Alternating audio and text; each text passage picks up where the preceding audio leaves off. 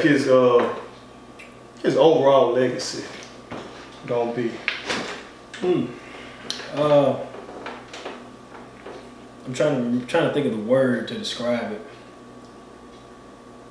He was a taster's delight. If you like the brash, the uber confident being that Kobe was, if you like that guy that probably didn't pass it enough or as much as people wanted to see, but always was driven to win, always won the ball in those moments. A lot of times he made it happen. If the ball was in his hand, you could just about turn away from the TV and just listen to the sound effects at the end, listen to the crowd because it's going in. But his legacy is the guy that basically bridged the gap between Jordan and today. And he was great. Even though I'm not a Lakers fan, I'm not a Kobe fan. I'm the guy that wanted Portland to beat him in 90. No, T. 90. No, T. 99. It's 2000. 2000. Yeah. That's a 99 2000. 99 2000 year. Yeah. Portland was giving them the business for 3 quarters until that lob, and then it was like it's over. And that's just when it started, But he was special. He just was a problem. You had to deal with him night in and night out. He really had no weaknesses to his game. I'm just trying. I can't point out a weakness to his game. He just did everything so well, and that's that. I mean, he played on both ends of the floor, which we appreciate. 12-time all defensive team. You can't ask for that. You can't. What more can you ask for? I think that doubled Brum. Probably. I think Brum got 6. Probably. Yeah. But I mean, of course, you get into all the moments and everything. It's so great. It's so special that he was so great. And then you had Shaq. Then you had Magic. You had all these guys, and you could create this huge conversation as to who's the greatest Laker. You can't get to a definitive answer. And that's so crazy that when people say he the greatest Laker, that's such a big badge of honor. Like this, okay, you got one team out of the whole league, and to say he the greatest Laker is some big ass shit. Setting aside greatest player ever. You know what I'm saying? You just to be the greatest Laker, because they got so many cats. You got what? Will, Elgin Baylor, Jerry West. You got Kareem. You got Magic. You got Shaq. You got Kobe. God damn. Now you got Brum and AD.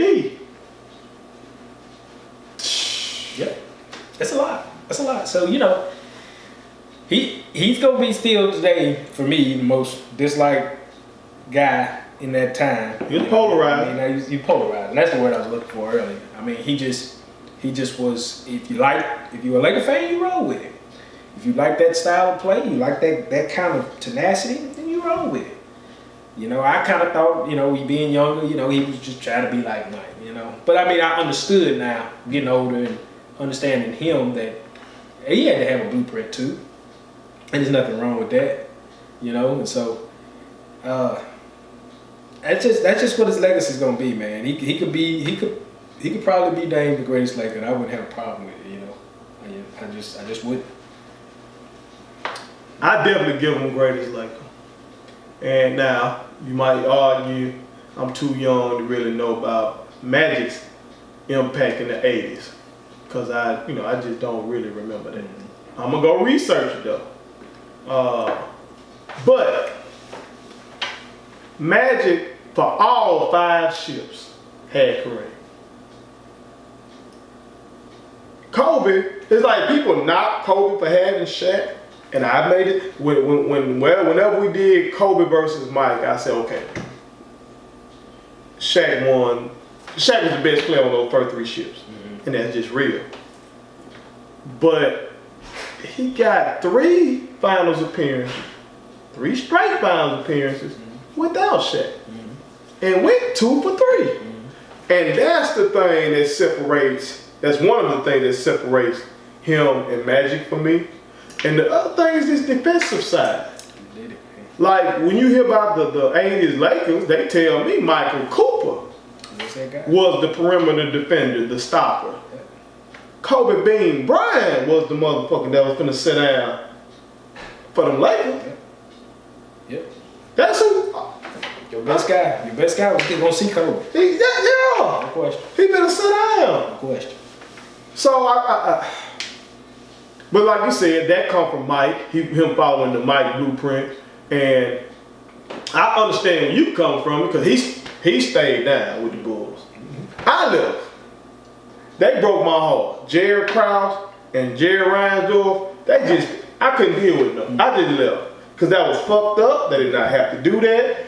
They could at least kept that team together for 99. And I think they would have won. No, fuck that. They would have won. They would have beaten the Spurs.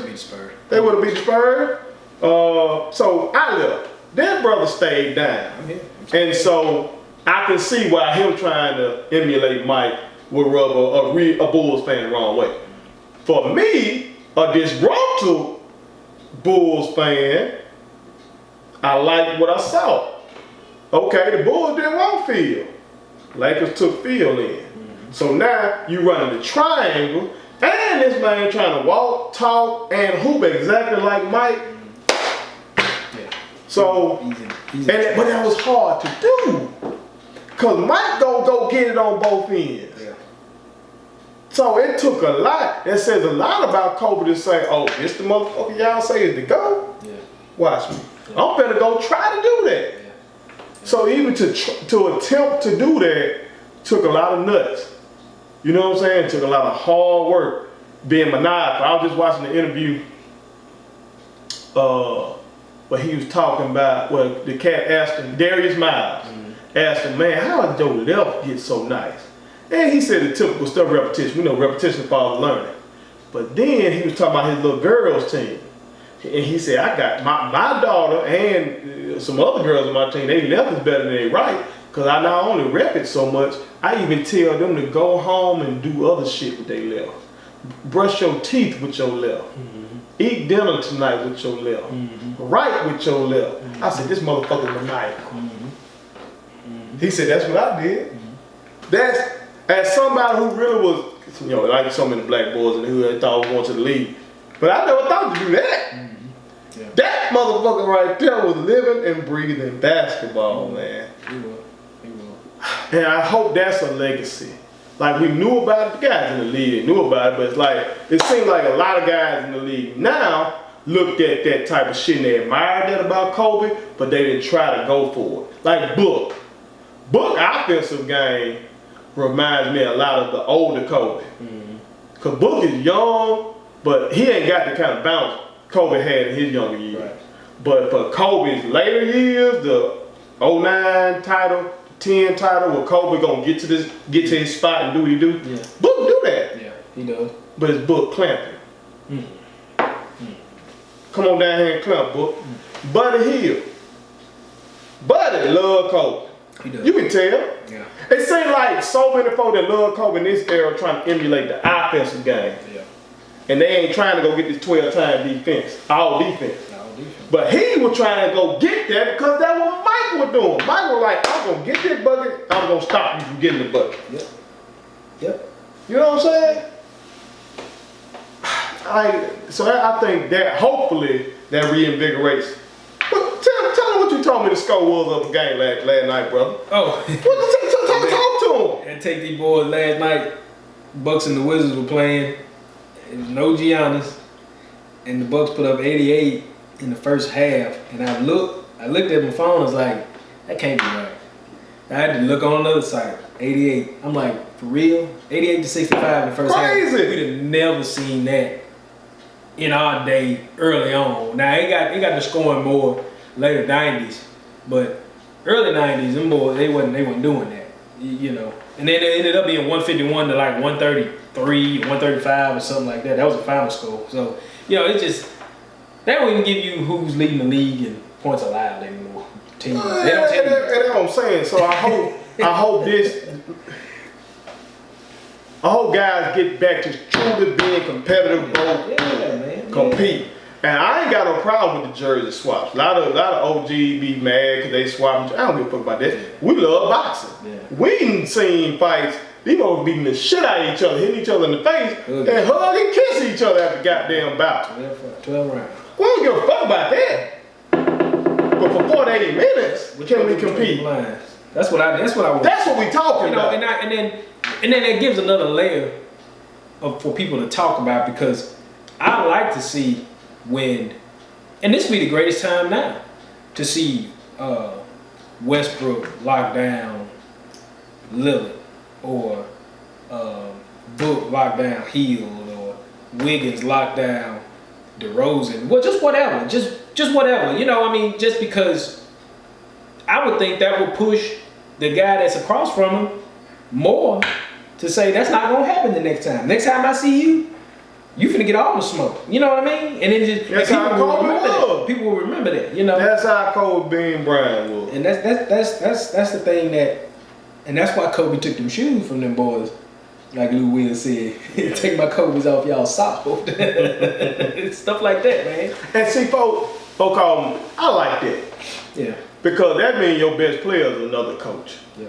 You know what I'm saying? And that's what really it come down to, because the coach, it's kind of like you always the other. I mean, when one of our teams, we ended up winning the championship, but our two best players, well, our best player and his partner, I'm talking about Nick Wellstone, and my boy, what up, boy? Good win against Florida. We were winning so many games straight, they were kind of tuning us out. Mm-hmm. So the head coach, they were tuning him out. Me, they were tuning me out. They said we were just crying, complaining about, It took us losing a game to a rival. And when our best player locked in, when Nick locked in, because our rival was in his hometown. Mm-hmm. You know what I'm saying? Yeah. And that hurt him. That stung him. Yeah. Shit, we went to the next film, says he locked in. Mm-hmm. The rest of that plow, when we were on the plow run, he was gonna tighten these motherfuckers up. Mm-hmm. You know what I'm saying? Mm-hmm. So I like that leadership from Kobe. Mm-hmm.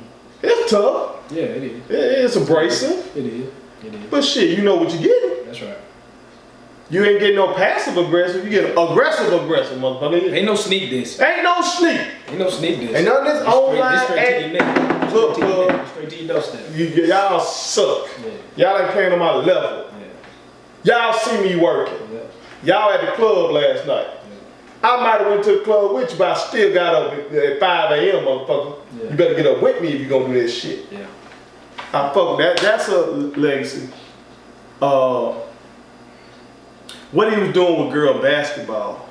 That's what. And there's a brother in college.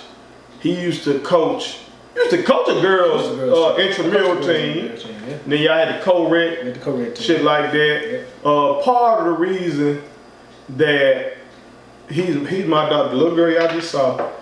If you watch the previous segment, he's my daughter's godfather. Part of the reason I did that because I saw how he interacted with women.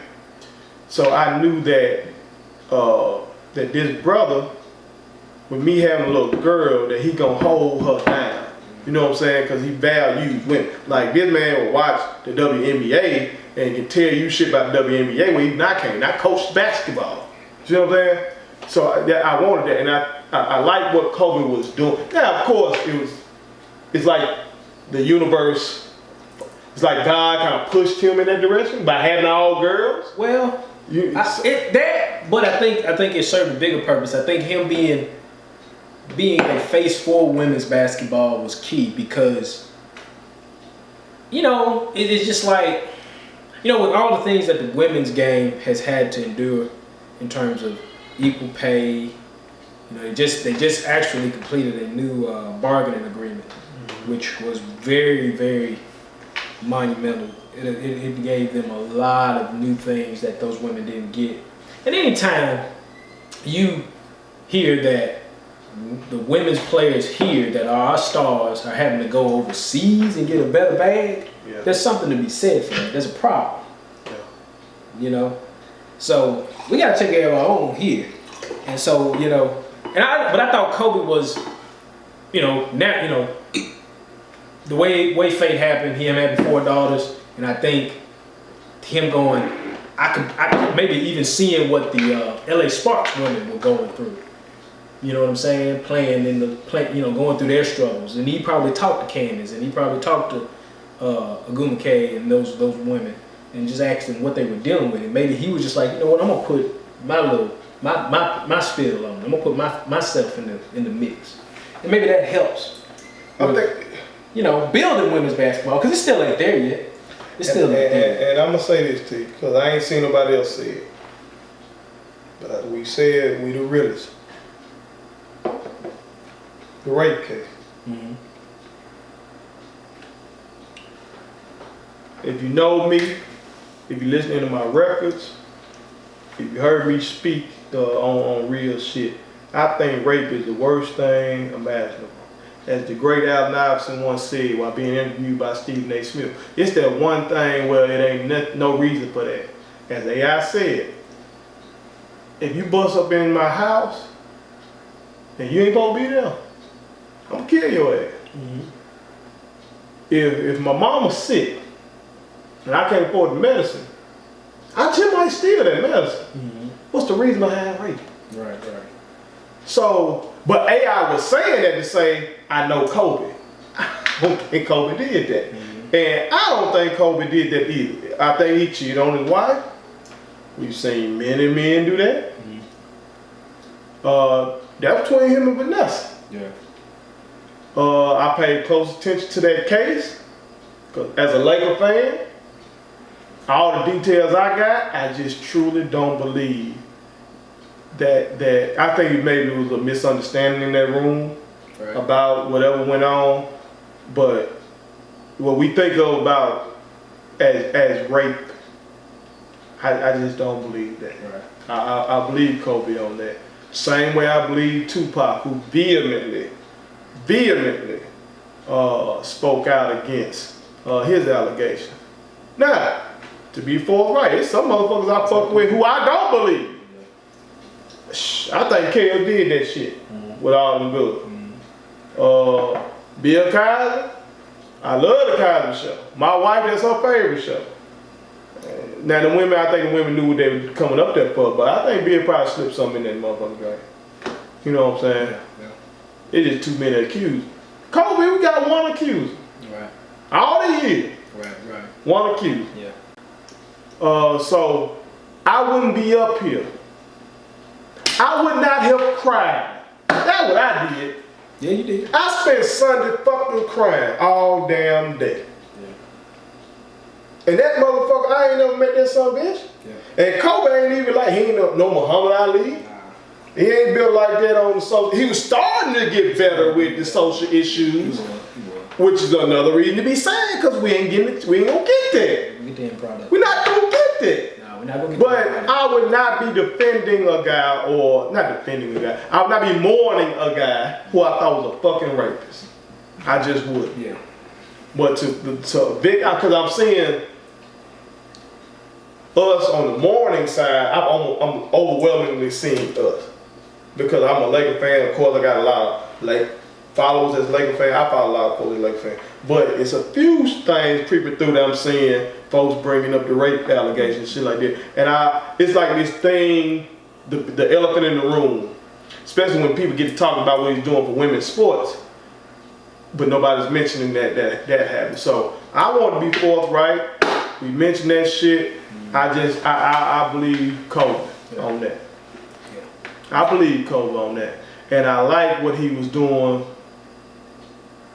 It's like, okay, you cheated on your wife, you had these allegations, you settled in the civil suit, but now look what you're doing on this back end with your girls. Look at what you're doing with aspiring women. Diana Taurasi was crying her fucking eyes out. She was. And she argued with the women's go. She was. You know what I'm saying? Like, Everything's in common. I don't think they would. I don't think them women would be supporting Kobe if they thought he really did that. Nah. Can you see Candace Parker? Nah. These strong women. Yeah. Especially Taurasi.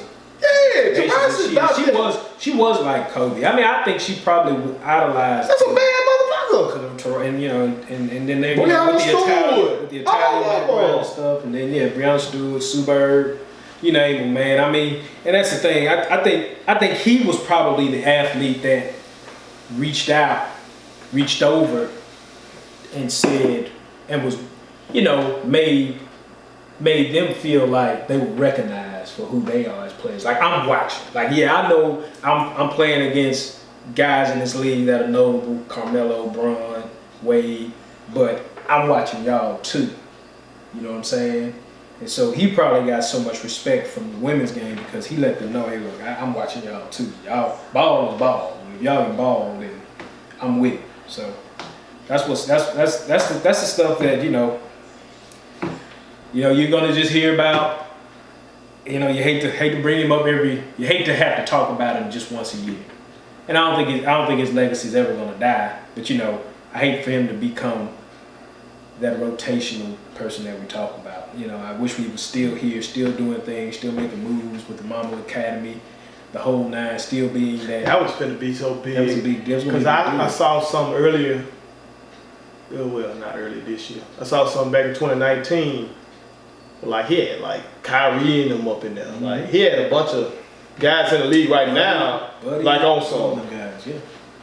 No, I know you talked to me about going to individual basketball camps. Mm-hmm.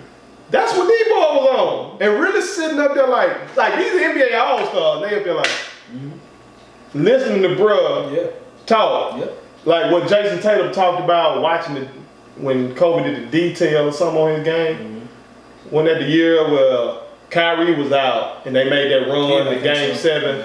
Yeah. And he was like, man, he just couldn't believe that Kobe did a detail on him. Mm-hmm. And then he just was watching it over and over and over again and shit like that. Yeah. Trying to... Yep. See, I haven't watched those yet, the detail. I was like, I want to go back and be able... Yeah. Just watching them gonna be different now. Yep. It is. Look. Hey, man.